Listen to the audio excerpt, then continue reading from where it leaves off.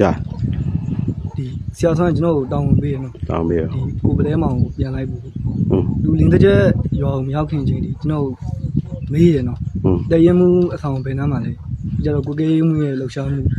ဒီစကန်ရဲ့အနေထားအဲ့ဒါကိုအကုန်လုံးမေးကျွန်တော်မလိမ့်တစ်ပတ်နဲ့ဖြေခဲ့တယ်နော်အမှန်တိုင်းတော့မဖြေခဲ့ဘူးဟုတ်ဒါပေမဲ့သူကိုဘက်မှာသူရဲဘော်နဲ့နီးရောက်ခံနေတော့ကျွန်တော်ညှိတယ်ပေါ့ကျွန်တော်ဒီစိတ်လေးအရင်ဆုံးသူတောင်းတယ်သူတောင်းတဲ့အချိန်မှာသူလက်တွေမတရားတုံနေကျွန်တော်လည်းတတိယထားမိတယ်သူဘာပြောချင်လဲပေါ့သူဆိုင်ကတက်တဲ့ချိန်မှာကျွန်တော်ပြောညီလေးရဲ့မင်းပတ်စံလိုလားတဲ့ဘယ်လောက်လိုဒီဆရာဆုံးပထမအသတင်းကြီးတောင်းတာပေါ့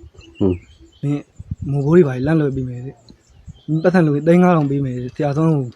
ဒီလောက်ကြံပေးရမယ်ကျွန်တော်လည်းဒီတိုင်းမလိမ့်တပတ်လေးပဲဖြေခဲ့လိုက်တာ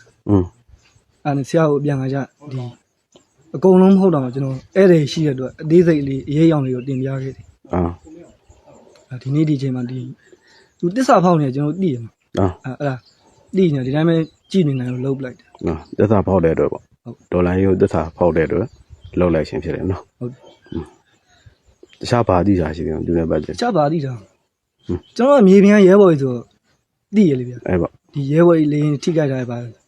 ဒလန်ကိုချင်းနဲ့ပြန်ဖြစ်နေဟုတ်ပါမသိအောင်မဟုတ်တာသူလှုပ်ရှားဟုတ်ပါလောက်ပါအဲ့ပါ